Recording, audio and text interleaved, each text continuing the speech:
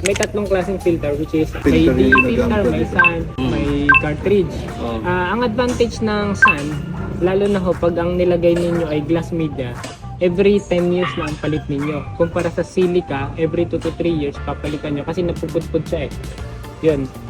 May supply din kayo ng glass media. Aba, kompleto naman kami. Kapag nag-silica versus glass, yung silica 20 to 30 microns lang kaya niya salain.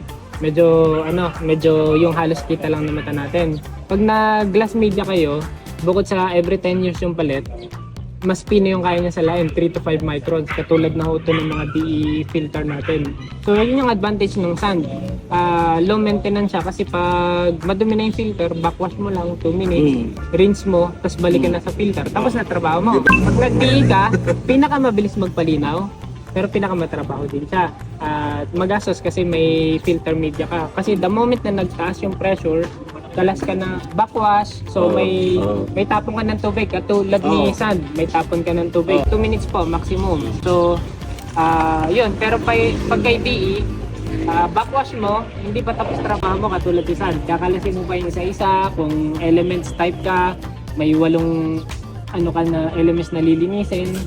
Pagkabalik mo, titimpla ka ng DE powder, depende sa size ng filter mo yung dami ng DE. Tapos saka mo yun ibubuhos dito sa skimmer. Pero pag malabo, kaya niya kagad palinawin. Baka sa manggapong kaya yung palinawin. Dumarating na rin sa Pilipinas yung cartridge type na 4 yung laman sa loob. Ang advantage ni cartridge, siya yung in general, pinakamalaking filter area. Kasi yung 4 na filter na yun, gumagana. Pag nasira ho, sa kanya lang papalitan. Pero ibig sabihin, pwede ko siyang hugutin, yung pressure wash, balik. Katulad ni DE filter, pero wala kayong gagamitin na DE Na chemical, na powder. Yun. So, effective din siya. Kaya niya maglinis ng mga 20-30 microns, pero yung mga bagong ahong ngayon, mas kaya niyang sumalan na